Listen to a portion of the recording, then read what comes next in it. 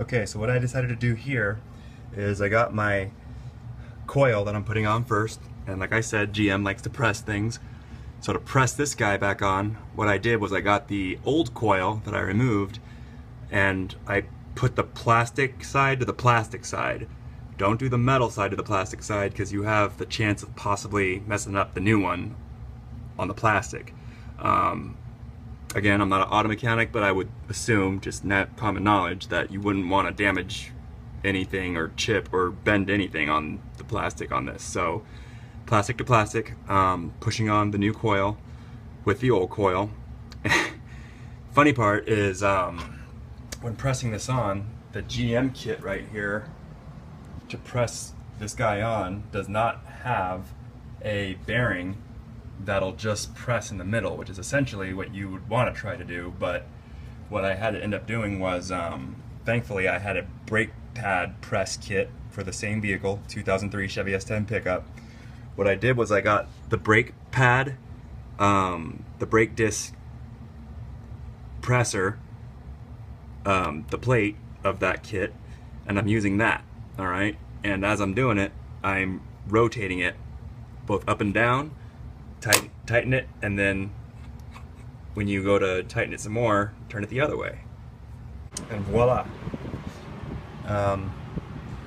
It's on as straight as I could think. Same thing that, pretty sure it's the same, it's pushed on the same length that it was before. What I was able to do was, you want to take your master feeler gauge, this tool that I mentioned earlier on in the video, and I have it set for 0.305 millimeter. Let's see if I can see. There we go. Right here. Looks like a 308, but 0.305 millimeter. That's how much spacer you want on between the hub plate and the pulley itself. Next up, I'm going to put the pulley on over the coil, and then the last step would be putting the plate on, and then we're good to go. There's my old coil that I use to press it on evenly. Screw this guy. Screw the bolt. Oh, guess I got a little too wedged on. 19-incher. Counterclockwise, or lefty-loosey, righty-tighty, so lefty-loosey in this case. There we go.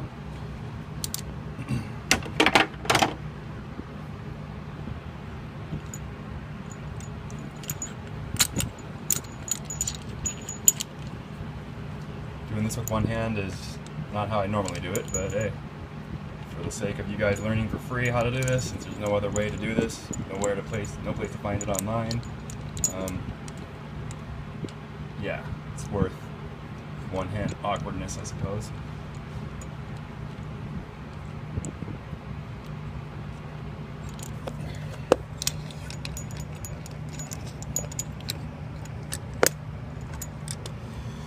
And there we go.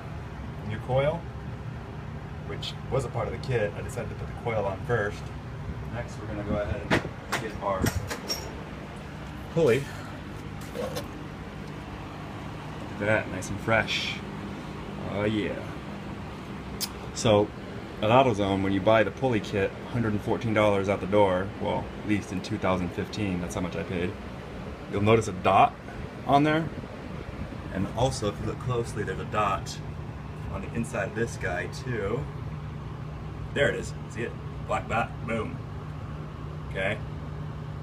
You want to align this dot up with that dot. I'm assuming is why they took the time to mark it. So, putting it on. So dot. 2 dots.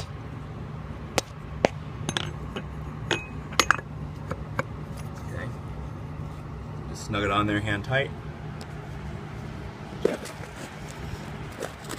I did find online, not the same vehicle, but same concept. Originally, before I bought the whole AC compressor pulley kit, I was gonna try to just do the bearing and the plate separately. So I have an extra unused AC compressor clutch bearing handy. What you're gonna do to get this guy on, you don't want to put anything on this guy.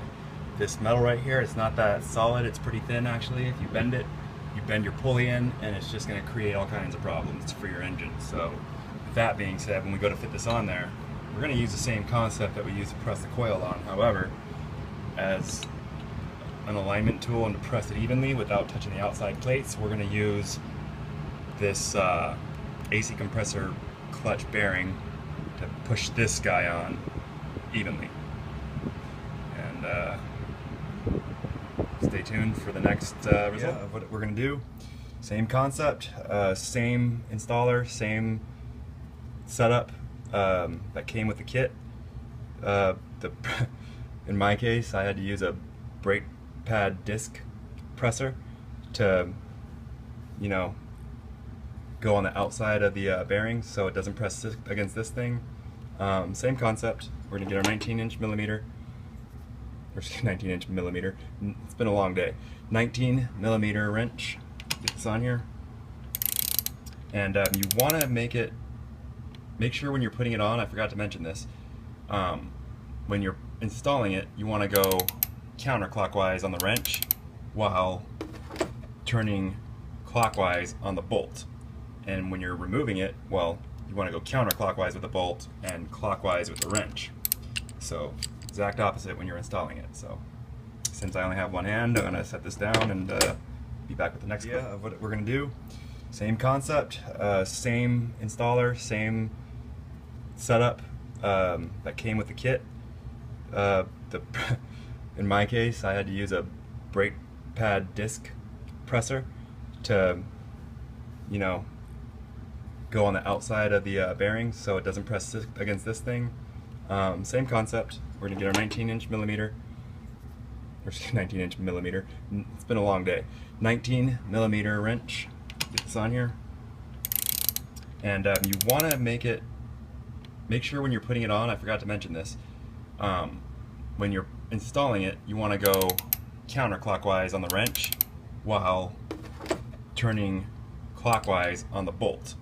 And when you're removing it, well, you want to go counterclockwise with the bolt and clockwise with the wrench.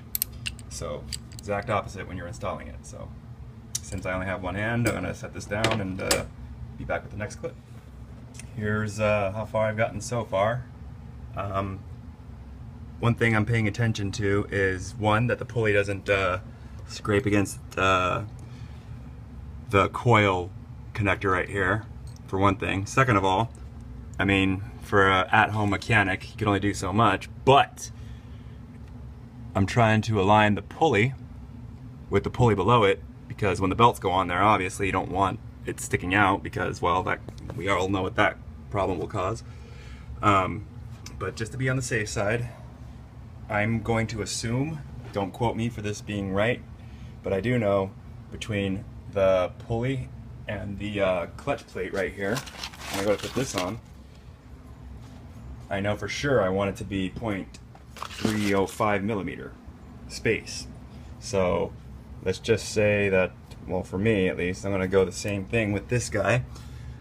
So 0.305, let's get our feelers out. Right, and you could go a little more. So got that put in. The challenge I was working with was the bearing that I was using to press it in got stuck on this thing.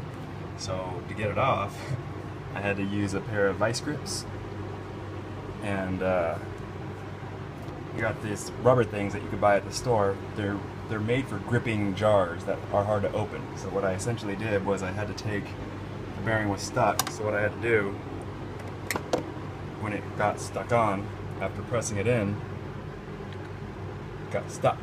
Couldn't pull it off. So what I had to do was get the rubber grip, right? Get the vice grips and just jiggle it out. So if you run into that problem with the bearing getting stuck, now you know how to remove it.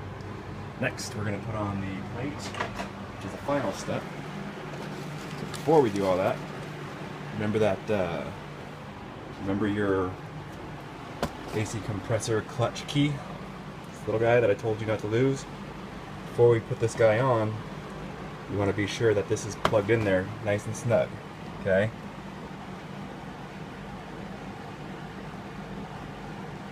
This in there. Boom. And what you can do is essentially get a anything really.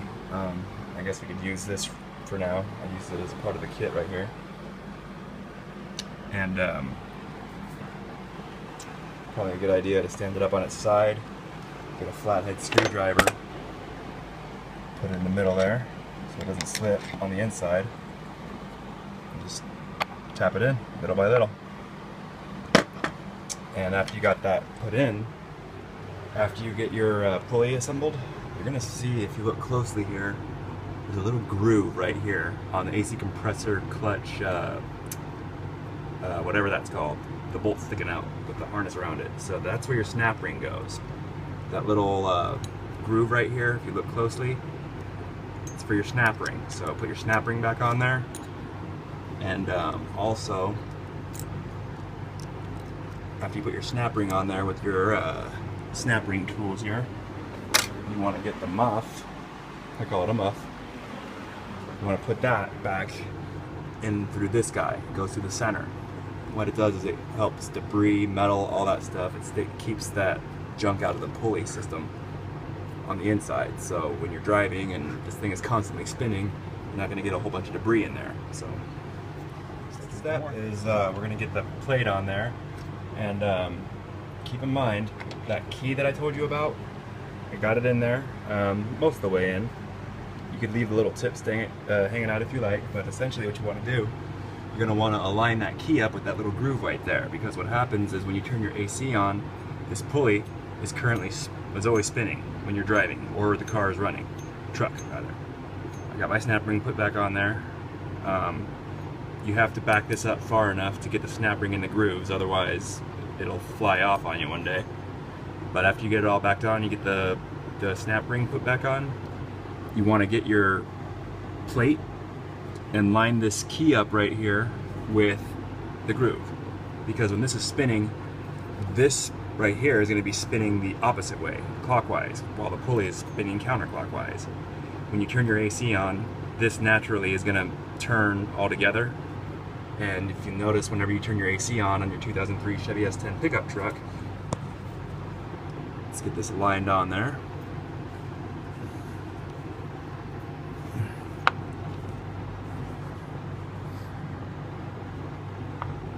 Perfect. You don't want to press too hard on this plate because, again, this is a fragile plate. You mess this up, you're done. So, and press it tight on there, and the pulley that we used, and voila, brand new AC compressor clutch and bearing put on. Last step, you want to get to the 0.305 millimeter feeler tool, and where you want to go is there's a plate right here, and then you want to go in between the pulley and the plate. So you want to go around each part of the plate and the pulley. Perfect. You should be able to go all the way around without any problems. I think I might have put mine on a little snugger. That's okay though, as long as it's between anywhere between 0.3 millimeters and 0.305 millimeters, it's fine. I'm pretty sure I got the 0.3 millimeter end of it, but you should be able to go all the way around with your feeler tool, okay?